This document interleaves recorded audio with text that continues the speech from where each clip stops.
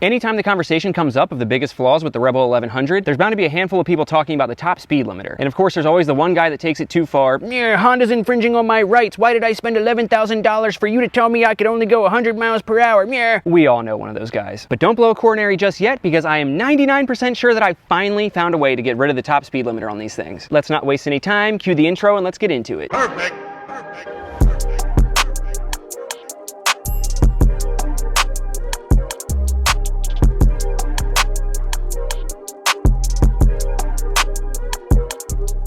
Welcome back to Life of Birch. I'm Birch, your resident Rebel 1100 guinea pig, and I am super excited for today's video because not only did I hopefully find a way to get rid of the top speed, but it's super easy, plug and play, and costs just over 100 bucks. Does it really get better than that? But before we get started, make sure to subscribe if this is your first time here, and now let's jump straight into it. Finally, I get a good take and the construction over there just smashes something. Without further ado, I present to you, ladies and gentlemen, the savior of all of our top speed woes, the HealTech SpeedoHealer TSD. Let's talk about it. If you've been around motorcycles for any period of time, you're probably pretty familiar with the SpeedoHealer, or you've at least heard of it before. But if you're not familiar, essentially what it is this little box right here that you hook up to your bike, and it fixes any discrepancy between the speed that you're actually going and the speed that it shows on the speedometer. Now, this could be for a number of reasons. Sometimes bikes just come with a 1% or 2% discrepancy, and then other times if you swap out your sprockets to, say, a smaller front sprocket or a bigger rear sprocket, that's going to throw off how the speedometer reads. So if there's a 15% discrepancy, you can adjust that via the SpeedoHealer. That's all fine and dandy, but I'm sure you're wondering, what does a speedometer calibration have anything to do with getting rid of the top speed? Well, in walks the SpeedoHealer TSD, which allows you to have two different calibrations above or below a certain threshold. In layman's terms, you can have one calibration below 80 miles per hour and another above 80 miles per hour. It can be any speed, I'm just using 80 as a reference. And not only can you have a different calibration, you can totally turn it off. So essentially, using 80 miles per hour as an example, below 80 you could have a 0% calibration change and your bike will just read like normal, and above 80 you can have it just stop reading anything above 80. So if your bike cuts power based off of what the speedometer is reading, you can make it not read that so it doesn't cut power, if that makes sense. But this will only work on bikes that cut power based off of the speed, which I believe the Rebel 1100 does. Because it doesn't matter what gear you're in, what RPMs you're at, as soon as it hits 99 or 100 miles per hour, it cuts power. This would not work if it only cut power, say, in 6th gear at 8,000 RPM or something like that. It has to be speed dependent. So that's the only thing I'm keeping my fingers crossed on. Because if that's not how this ECU works, then it's not gonna work for us. So essentially what the plan is we're gonna install this real quick, and we're going to set it to a 0% correction under 98 miles per hour, and then above 98 miles per hour, we're going to hold it at a freeze. So no matter how fast we go, it'll only read 98 and it shouldn't cut power. So even though it'll read 98, we'll still be going faster. So we'll set up a GPS, all that kind of stuff, blah, blah, blah. Enough talking. Let's hook it up and see if it works. All right, so here's everything that we're going to need. We're going to need the HealTech SpeedoHealer SHV4 TSD. That's just the SpeedoHealer itself. And then we'll need the plug and play kit here. According to their website, it calls for an SHHO5 kit. Let's get these things out real quick to check them out. Light work, baby. All right, so here we have the SpeedoHealer itself. Not much to see there. It does have some Velcro on the back so you can put it on the bike. And then the other cable that comes with it, we won't need. This is just a little like remote button that you can plug in. Essentially, this thing I think works to do like a top speed recall or something like that. We won't need to worry about that because obviously the speedometer won't be showing the right speed anyway. So we'll give that a little yeet. And then this right here is the plug and play harness that I was talking about. This little plug will plug into the SpeedoHealer itself, and then these will plug onto the speed sensor of the bike. Oh, and it also comes with a bunch of zip ties if you need them to route this along the bike. Without further ado, let's install it. Okay, so we're on the left side of the bike by the ignition, and we're gonna come right down through here, and you're gonna see right there is the speed sensor that we're gonna need. So you're gonna unclip the top of it right there and unplug it, and then plug each side into the corresponding part of the SpeedoHealer harness. Now here's where another iffy part comes in with this little block off plate looking thing right here. Okay, let's see how well I can explain why I think that block off plate might be an issue. As you can see on the manual model, there's obviously only one speed sensor, but on the DCT parts diagram, I saw that that little block off plate is actually a second speed sensor for the DCT. Now, as you may know, the Rebel 1100 and the Africa Twin 1100 essentially share the exact same motor, and the DCT model of that also has two different speed sensors. Well, on the HealTech website for the Africa Twin 1100, it shows that the manual model uses the same plug and play harness that we're using right now, but it shows that the DCT model has to use one of their universal kits where you have to splice wires and all this kind of nonsense. It leads me to believe that it has something to do with the fact that there's two different speed sensors instead of one on the DCT. Now on the HealTech website for the DCT Rebel 1100, it shows that both of them use the harness that we have right now. So it's a little confusing why two bikes with the same exact motor show different things for the manual versus DCT. And it makes me feel like the HealTech website is probably wrong and you will need the universal kit if you're doing this on a DCT Rebel 1100, the same way that you do for a DCT Africa Twin 1100, but I have no way of testing that because I don't have access to a DCT 1100 and I don't have a second SpeedoHealer. So whoever wants to be the guinea pig for the DCT Rebel 1100 to test this out will probably want to buy the HO5 kit that I got as well as the universal kit, so that if the HO5 kit doesn't work, you can test out the universal kit. And if you do guinea pig it and you find out whether it works or not, or which harness you need to use or whatever, leave a comment below and I'll pin it so that everybody else knows. As you can see, the space in there is super limited and I don't think I'll be able to get my fingers in there, so we're going to try and pop that little tab with a screwdriver. To give you a better idea, I'll show you on the SpeedoHealer harness. So the idea is you have to push down on the top to release that little clip right there, but since we won't be able to get our fingers in, I'm going to try and slide a screwdriver in there to lift the tab up and get it to slide off. All the screwdrivers were too big, so I'm going to try this little pick thing. Oh, I hear it going up. Yeah, buddy. And then pop it all the way off. Shazam! That was actually a lot easier than I thought. Literally just did it one-handed, not to flex or anything.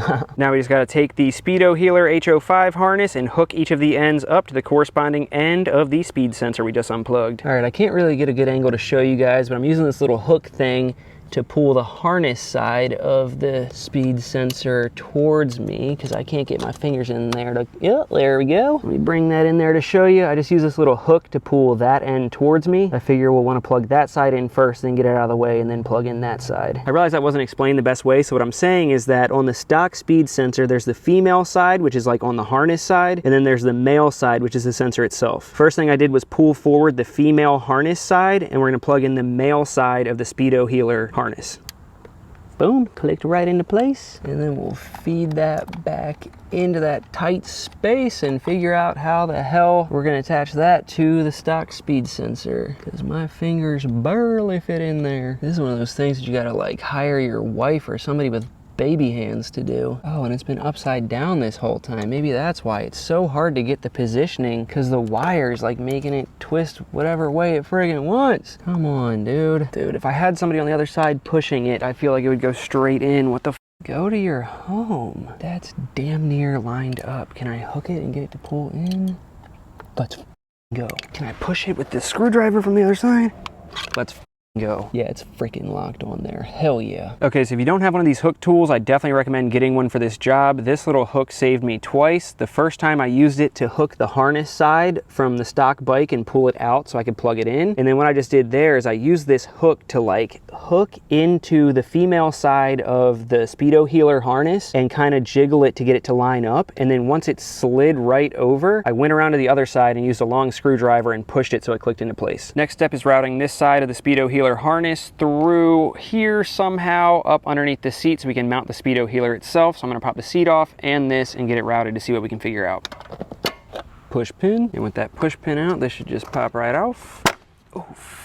And here's the finished product. You can see that I mounted it upside down right there so we didn't miss out on too much storage space here, not thinking that the plug was going to stick out so far, so I might remount it, but for now I'm happy just so we can get out there and test it. And then you can see I got the wire ran down through here, down through that little hole there, balled up behind this little panel, and then ran down behind that clip. Perfect way to route that. It's almost like it was meant for it. Now that everything's wired up, it's time to test it. So this is what it says for testing it, is that we got to hold down that red select button while we turn the ignition to the on position, and if everything's working properly, it should show a T there, and it should show a speed other than 0 on the speedometer. Fingers crossed. All right, hold down select, turn it to on, and release it. Yeah, so it shows 9 miles per hour there, and it shows a T there. Let's go. So it says if I hit select again, it should go away, and it goes back to 0. We should be in business. Now with everything back together, it's time for the most important part, which is programming the unit with these two buttons right here. The red button all the way to the outside is gonna be the set button, and the button to the left of it is gonna be the select button. Now, as I mentioned at the beginning, there are 3 different parameters. The first one is gonna be the calibration value from 0 up until the threshold that you set. The second one is gonna be the calibration value from the threshold that you set until the vehicle's top speed. And then of course the other parameter is going to be the threshold itself. In HealTech terms, they're calling the speed threshold parameter U, they're calling the calibration value below the threshold parameter A, and they're calling the calibration value above the threshold parameter B. Without getting in the weeds too much and reading you guys the entire freaking manual, I'll say that the only thing we have to worry about for our application is just the speed threshold. So we're going to set ours at 98 because, like I said, I'm not entirely sure if this bike is limited at 99 or 100 by the ECU, so we're we're gonna do 98 to play it safe. All right, so first thing we do is turn the ignition on. You'll see it cycle through some stuff, and we're gonna wanna hold down the outside button, the set button. It'll cycle through to A,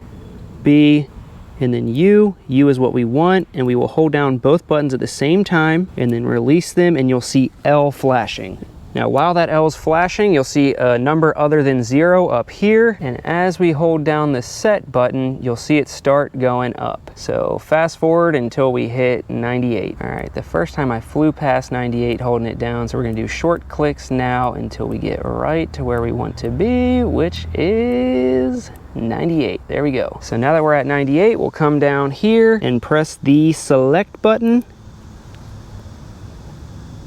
It'll do the startup process, and we're set. All right, so we hooked it up, we did the test, we calibrated it properly. Like I said, there's more calibration that you can do, but the only thing that we needed to worry about was setting that threshold, and we should be good. Now, the only thing that should be standing in our way is if it's not actually the speed sensor that Honda uses to cut the power to these bikes. But I'm 99% sure that we should be good. I can't lie, guys, I'm a little bit nervous about getting this tested, and I mean, obviously, I'm not even gonna be the one testing it because I don't break the law, especially filming it and putting it on the internet. Obviously, I found some random guy to do it. And you might be saying, you know, well, the random guy's wearing freaking NBT pants also. And I'm going to be like, well, that's because NBT clothing makes the best, most comfortable riding pants I've ever had in my life. And I told him that he could get 15% off using code BURCH at nbtclothing.com. So he picked some up. But it's definitely not me that you're going to see on the test ride. But I'm nervous for him because, as you guys know, it's a well-known issue with these bikes that under certain circumstances at higher speeds, they get kind of like a front end wobble and they get a little bit loose. So anything over 100 should be interesting, but I'm gonna pray for him and we're gonna get out there in 3, 2, 1.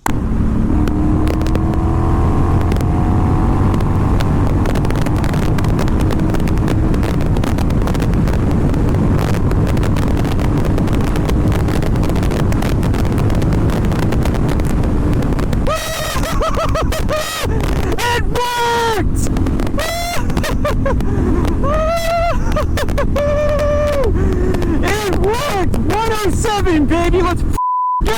All right, Mr. Random Guy, this is Birch through the headset. Why don't we do one more run? Roger that.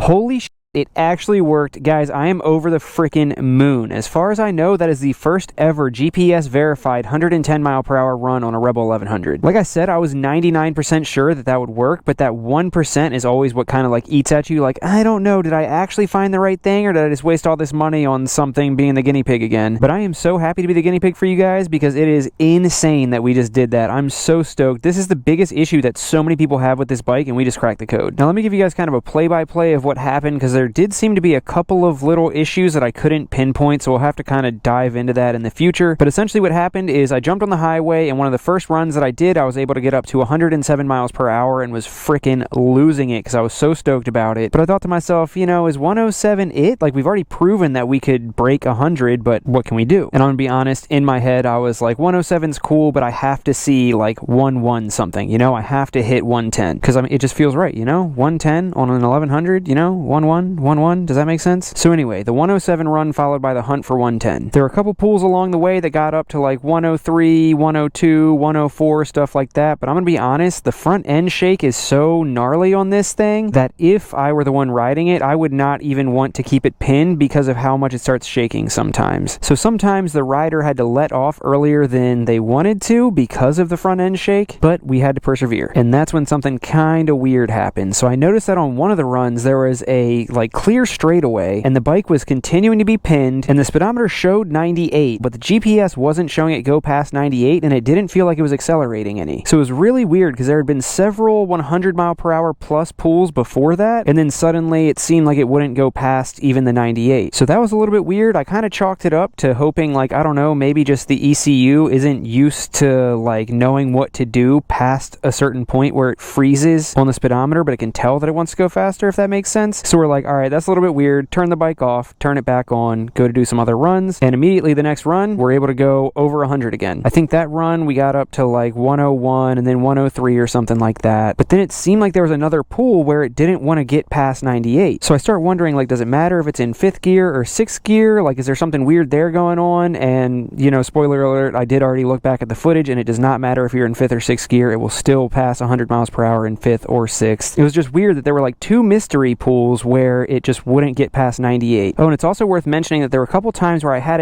somebody had it pinned and it was wide open, and then when you let off and go to get back on it, it wouldn't have like gas right away. It would almost stutter, almost like it was confused why it was over a certain speed and you're trying to get on it, and then it would catch up and start going. So that was a little bit weird. Those are really the only issues, and right after that, we went ahead and there was a little downhill stretch, pinned it wide open, and that's when we hit 110. So that was freaking incredible. It doesn't feel like there's a whole lot of juice left up top like I thought there would be, but at the same time, like I said, the front end shake just gets sketchy enough at times that it's like, all right, yeah, nah, I'm done. So here is what I'm thinking. Next steps, I'm thinking we need to find a way to do a steering stabilizer on the front so that you can cross 100 miles per hour and it doesn't matter at all. I also should have a bigger front fairing coming in soon, so maybe that will help like direct wind around and help with the front, whatever. I also have the Burley brand suspension that I have to put in the front still, and I might get a fork brace. Maybe that will be enough, because honestly, it's a little bit terrifying doing those speeds on a cruiser in the first place, but if we're going to find out the full potential, we got to like actually do it. And I'm thinking it's time to do a power commander. I've been holding off on the power commander, which if you don't know is like an air fuel ratio, whatever, helps you tune it to make it better, quicker, faster, whatever you want. It just helps tune the bike, but it doesn't allow you to break 100 miles per hour. So this whole time I'm like, what's the point of doing a power commander if I still can't get past 100 miles per hour? But now that we know that we can, I think it's time to do a power commander, and I also think that that will help solve part of our problems of why it acts a little bit weird those few times. I'm thinking maybe the bike just doesn't know what to do with the fueling once it gets past a certain point and then just sees the miles per hour stop. So I'm hoping that whenever we get the power commander installed and we can get it to a shop to get it properly tuned on the dyno, that they'll be able to figure out something with that. And another thing that I mentioned too is that the way that it's set up right now, once it hits 98, it just locks the speedometer at 98 miles per hour. There's different calibrations that you can do where if your bike acts funny like that, you can have it say, you know, once it hits 98, it just has a 1000%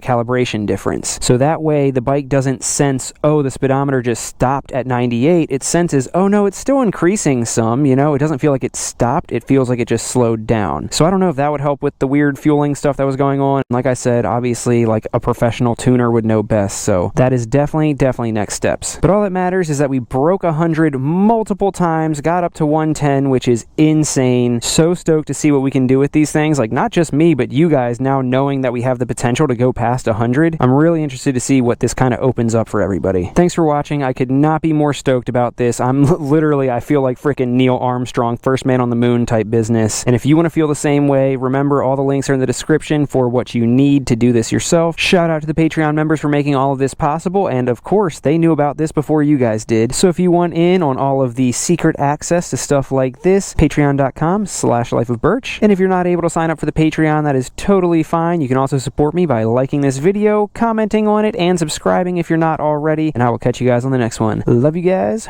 Peace. Oh, so basic. Hope you play this. Damn, I prayed it. Nice song, and I became this. Oh, souls fake it. Paid those placements. Fuck shit. And I'm still waiting on the brighter days. Been a minute, been rough many times more. And I'm kicking rocks to a sky of gray. Praying hard, talk to me before I'm done for.